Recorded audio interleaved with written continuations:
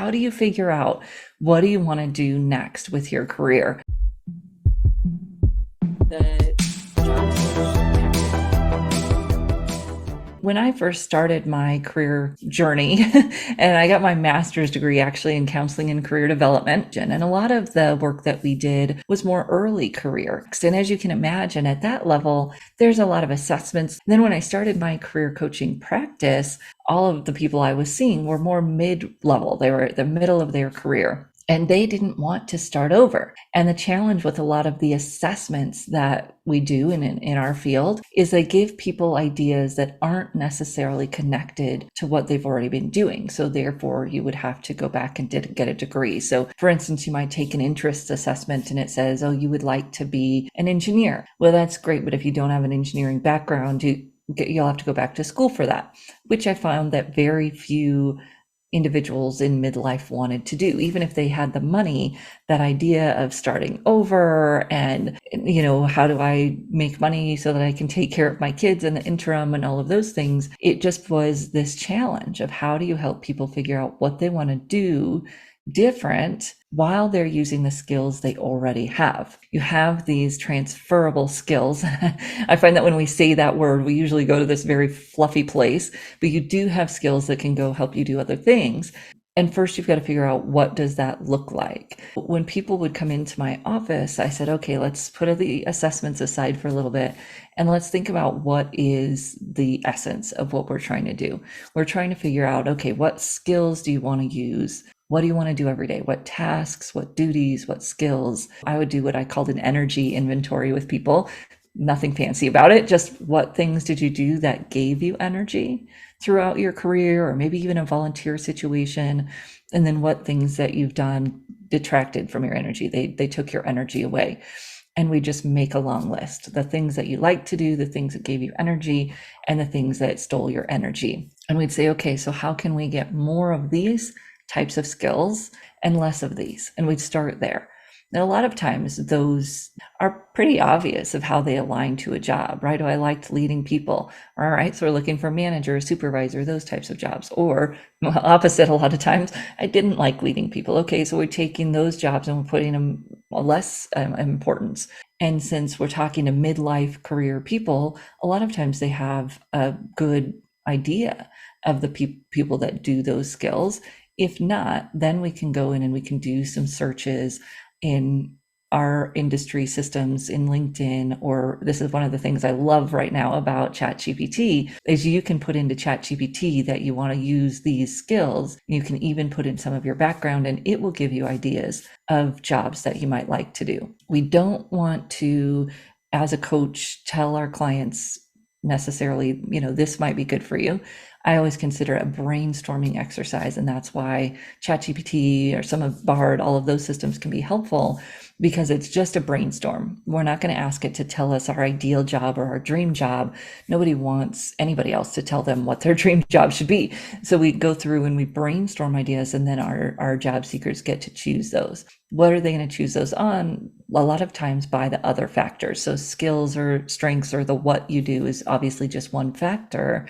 Then you have what type of people do you want to work with? And that kind of goes into the industry, the types of people you work with every day, the types of problems you solve. If you've been in, let's say, the military, you're transitioning industries kind of de facto, unless you're going to work for a military contractor. So what type of industry would you like to work in? What type of problems would you like to solve? Do you see yourself in nonprofit or for-profit? Are you working with these types of products or those? Services-based businesses. And so there's just a lot of options there. Now, when I first started doing this work, I'm going to date myself just a little bit, although it was already going out of fashion when I started doing this, but we would use the index from the Yellow Pages because it lists all the categories. And as that quickly started going out when I first started doing this work, we started using the table of contents in the business journal. What I loved about that is that it was local. So if you were looking for a local job, if you get your local business journal, your local business directory, the categories in there are going to be the businesses that exist in your community. That gives you that opportunity to really say, okay, what types of businesses might I want to work with that are local? If you want to work remote, now you can do the same thing, but you'll just search for fully remote companies or fully distributed or remote first companies. And that will give you some ideas of what industries are prevalent in those types of searches. So now we've got the what we want to do and we've got the where we want to do it. And we start to put those two pieces together. Now, as a coach, my challenge here becomes helping people work through all of the buts. If your butt's too big, you're not going anywhere. So we work through all of that. Well, I'd love to do this, but, or that's interesting, but everybody's got limitations, challenges, whether it's because of, a disability or age or where you live or your technical desires or skills. Everybody has some kind of limitations. And our goal is to brainstorm first and then filter. If we filter too quickly, we don't brainstorm enough, then we don't have anything left when we get to the bottom of the filter, right? When you think about it, you've got a funnel and you only put like 3 grains of sand in there. Only 3 grains of sand are coming out. If you put a whole bucket in there, it's going to slowly filter out. We want to find a happy medium that we've got some ideas, not an overwhelming amount, and then we're helping get down through that funnel. That decision-making process is where a lot of our fears come in, our biases about ourselves, let alone others' biases about us. And we start to struggle with reality. Could I actually make this happen? We've got the fear of success and the fear of failure. We've got all of the obstacles we create for ourselves, in addition to the obstacles that may actually exist out in the world, and they do. That's our goal as a career services provider, is to help individuals work through all of that. Our clients are the ones that read the self-help books, did all those assessments, and couldn't put the pieces together for themselves. And there's nothing wrong with that. It is a complex, challenging process to be able to do that, to figure out what is next for me. And we may make it bigger than it needs to be. So I'll talk to a lot of people and we'll find that a slight shift may actually solve the problem. So working with a lawyer who wanted to get out of the legal practice, pretty common, and thinking about what do you do next? He researched kind of all these big ideas and they were big and fun, but they weren't going to work. They weren't realistic. And what we ended up finding was a role at the university, in the legal office at the university, where he helped students. And he loved it because it wasn't necessarily the work that was the problem. It was all the stuff outside of work, which those of us that run a business can empathize with.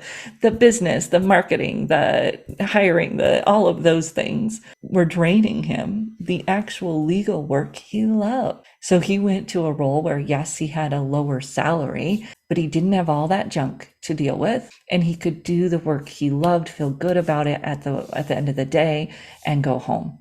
So sometimes there's a small tweak in role or a small tweak in industry that we can help mid-career changers identify, so they don't have to start over. They don't have to have this huge production on top of all the other things we have going on in our lives. They can find a place to plug in, feel better, feel more successful, feel more fulfilled, and yet still be building on that career that they've already built. And that's this wonderful place that we get to play as a career services provider, is to help people untangle what seems like such easy questions. What do you want to do and where do you want to do it? There's a lot underneath that and a lot of complexity in making that decision and then moving it forward.